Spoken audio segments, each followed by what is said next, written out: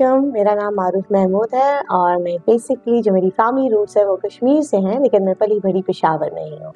जहाँ तक मेरी एजुकेशन का ताल्लुक है, so I have done my BS in English literature and linguistics from NUML and then I pursued my masters MPhil in English linguistics from city university and उसके साथ ही मैंने काफ़ी कुछ कोर्सेज किए हुए हैं। I am license holder for teaching English from ITTI America, I am TESOL certified and इसके साथ ही I have done different diplomas from British Council, Cambridge और जो टीचिंग रिलेटेड कोर्सेज होते हैं वो मैंने टाइम टू टाइम किए हैं। मेरा जो ज़्यादा तारुफ जिसके नाम से मुझे पहचाना जाता है वो दो इदारों के नाम से है, एक E-Hub इंस्टीट्यूट के नाम से और दूसरा मारूफ वेलबींग फाउंडेशन के नाम से। सो बेसिकली 2019 में after my graduation we had established E-Hub institute, जो कि एक छोटा सा एक रूम का इंस्टीट्यूट था जो कि हम लोगों ने रिंग रोड पेशावर से शुरू किया था, जो कि सिर्फ एक गपशप थी, बस कुछ 1-2-3 महीने का प्रोजेक्ट था जो कि बस हम जब तक मेरा बाहर का काम वगैरह होना था तो मैंने कहा तब तक मैं कर लूँगी व्हेन आई ग्रेजुएटेड इन 2019। लेकिन कहते हैं ना कि जब अल्लाह ने आपको सेलेक्ट किया होता है किसी काम के लिए तो वो बहाने से वो सारी चीज़ें पूरी हो जाती हैं। So after that when I established E-Hub 2021 के अंदर फिर हमने इसमें एक वेलफेयर का इदारा खोला जिसका नाम मारूफ वेलबींग फाउंडेशन है और तब से ये जो दो इंस्टीट्यूशंस हैं ये बहुत अच्छे तरीके से पेशावर में काम कर रहे हैं।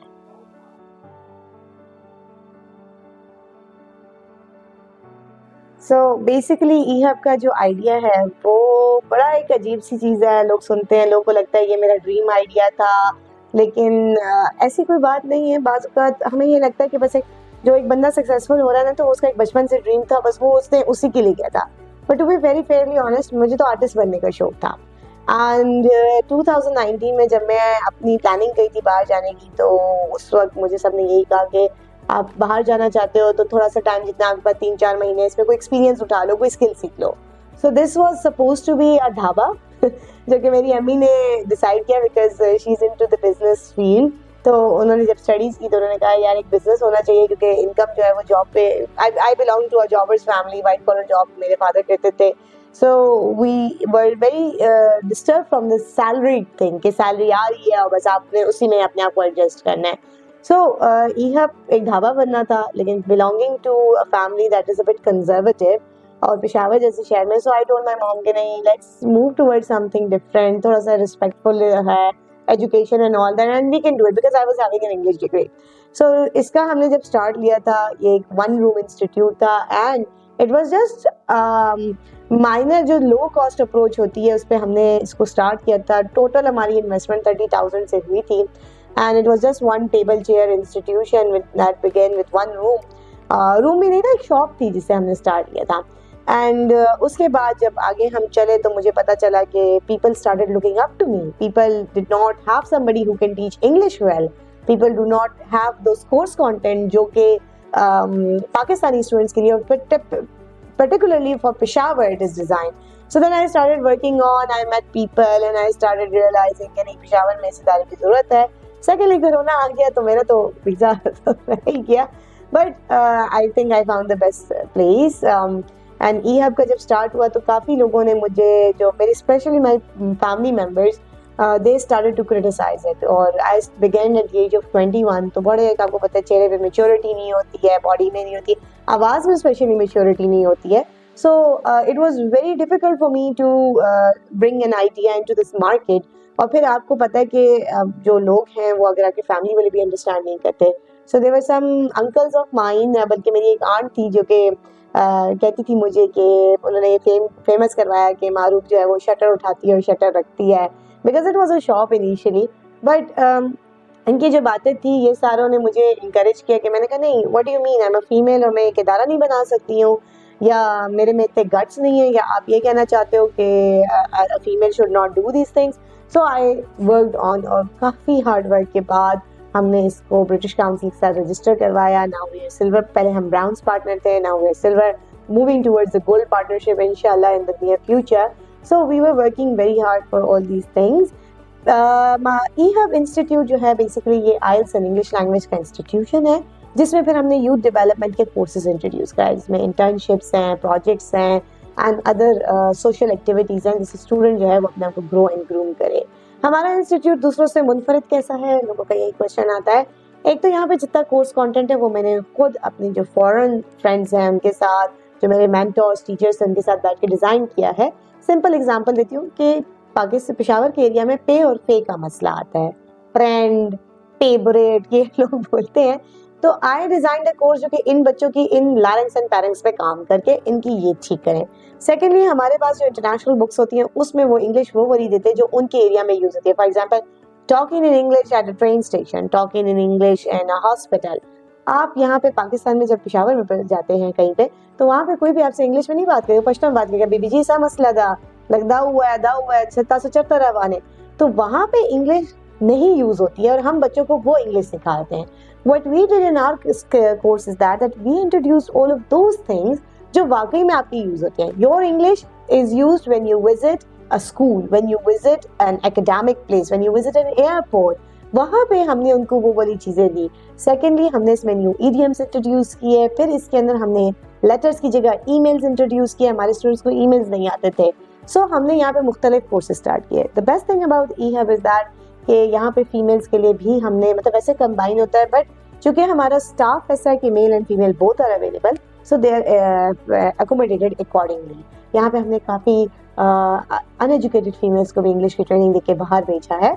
सो आई वुड से दैट ई-हब एक छोटी सी मेरी काविश थी, एक छोटा सा स्टेप था। Today it's having a lot of employees and माशाल्लाह now it's in Islamabad as well.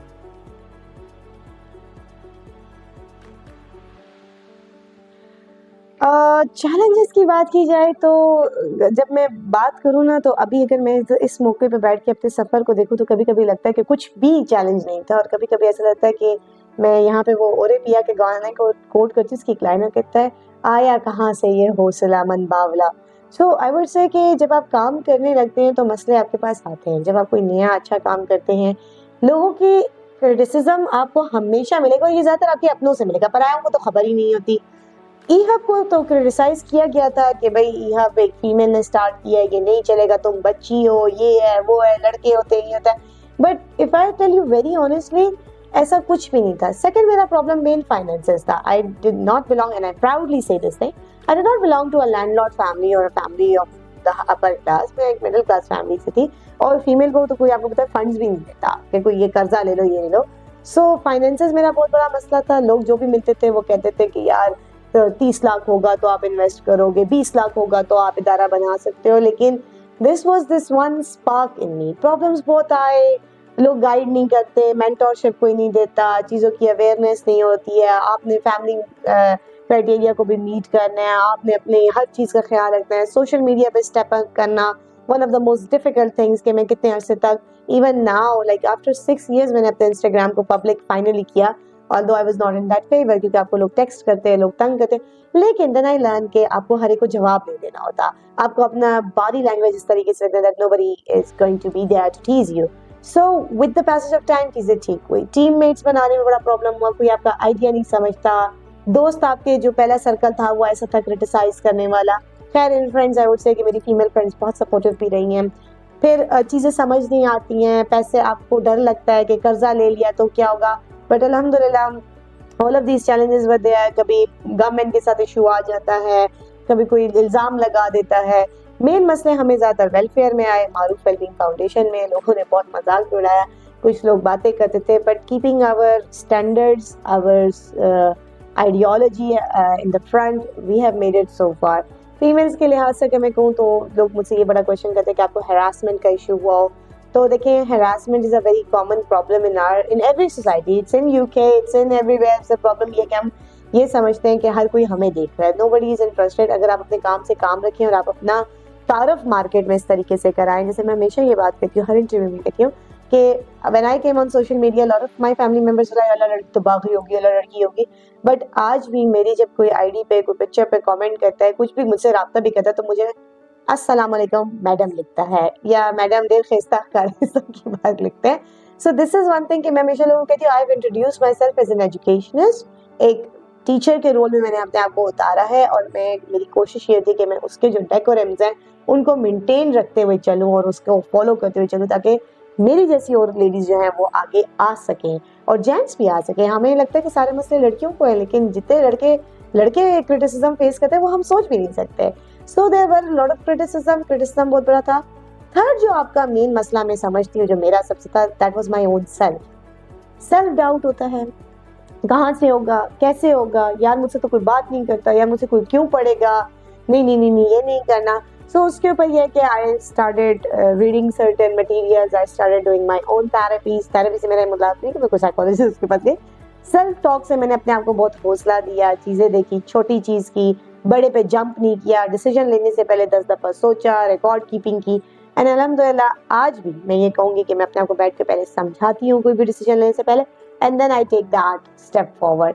So problems are there, problems हर जगह आते हैं। ये नहीं है जब इंस्टीट्यूट छोटा था तब अलग प्रॉब्लम्स है, आज माशाल्लाह इसमें इतना कुछ है तो अलग प्रॉब्लम्स हैं, बिजली के बिल से लेके हर चीज़। यानी मैंने तो आज तक बिजली का बिल भी नहीं दिया था अपने घर का, मैंने तो बिल देखा भी कभी नहीं था, मीटर भी मुझे नहीं पता था।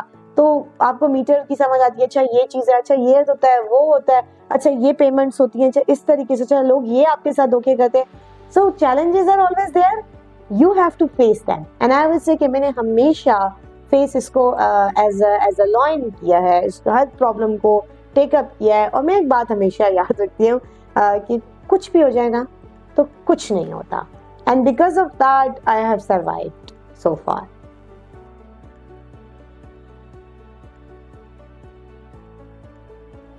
अच्छा, ई-हब की एक बात, it's very odd when people ask me this question कि ई-हब में ऐसी क्या चीज़ है या तुम ई-हब बंद करवा दोगी, ये होगा। E-Hub is not my business. It's not my entrepreneurial journey. It's my baby for me. वो है ना एक पोएम के बहुत खुशकिस्मत होते हैं वो लोग जो अपने काम से आशिकी करते हैं। तो ये मेरा जुनून है क्योंकि इसको सब लोगों ने मुझसे लेने की कोशिश की। 4 साल तो कंसेक्यूटिवली लोगों ने कोशिश की कि इंस्टीट्यूट गिर जाए। सो ई-हब का जो पूरा नाम है that has my heart into it. So मुझे तो पूरा ई-हब अच्छा लगता है। फिर इसकी टीम मेरे लिए बहुत इम्पोर्टेंट है, इसका आइडियोलॉजी बहुत इम्पोर्टेंट है। So I would never say कि ई-हब की कोई एक बात मुझे अच्छी लगती है। Basically if I tell you, E Hub is taking care of me. मेरे हर ख्वाब, मुझे अगर शॉपिंग करनी है, मुझे कहीं जाना है, मेरा जो कुछ भी आज है वो एक इस इदारे ई-हब की वजह से है। लोग मुझे कहते हैं कि नहीं ई-हब आपकी वजह से है, मैं कहती हूँ मैं ई-हब की वजह से हूँ। सो ई-हब को इंशाल्लाह आप नियर फ्यूचर में देखेंगे। This is not just an institution, it's a home, it's a place, it's an ideology. So इसकी खुसूसियात में ये है कि इसको जब हमने स्टार्ट किया तब से हमारा ये था कि इसमें हम जहाँ फॉर प्रॉफिट रखेंगे वहाँ नॉन प्रॉफिट भी रखेंगे। तो यहाँ से काफ़ी स्टूडेंट्स, और मज़े की बात ये कि मेरी जितनी टीम है उसमें सवाए चंद लोग के बाकी सब स्टूडेंट्स हैं। So they are working here, they are earning for themselves. तो ये एक प्लेटफॉर्म है जो यूथ को एम्पावर कर रहा है, विमेन को एम्पावर कर रहा है, यूथ को कर रहा है। और अच्छी बात ये कि यहाँ पे हम कितने ऑर्फन्स को फैसिलिटेट करें, हम कितने अंडर प्रिविलेज को फैसिलिटेट करें। So you see E Hub is not just again an institution, it's not something from which I am earning money. मुझे ज़रूरत ही नहीं पड़ेगी, I have good jobs and everything. E Hub is an ideology which I want to spread across the world.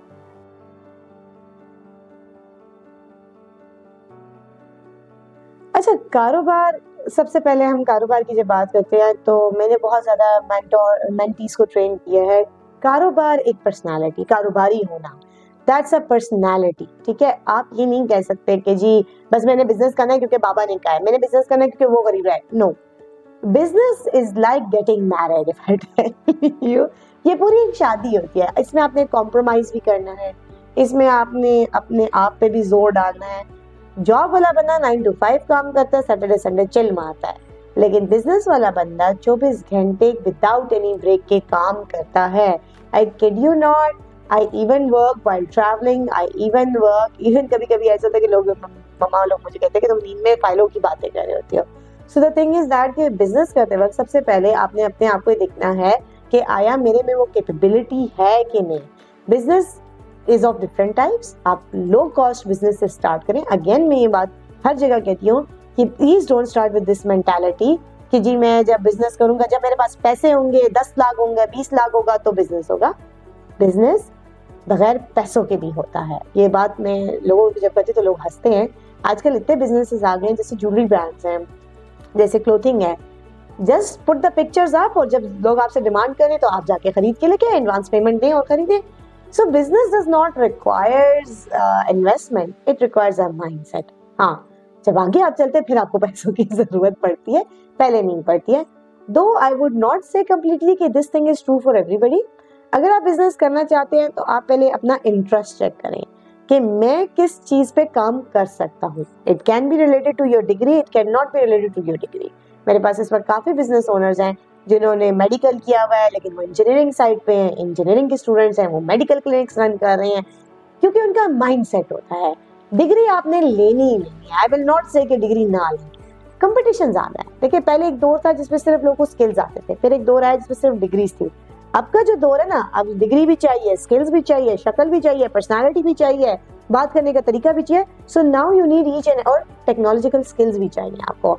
So business वाले के लिए सबसे ज्यादा पहली जरूरत बात यह कि आपको हर चीज पे अबूर हासिल होना चाहिए.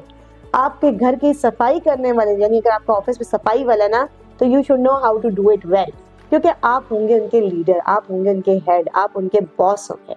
अगर आपको ये चीजें नहीं आती तो आपका एम्प्लॉय आपको सरपास करता है.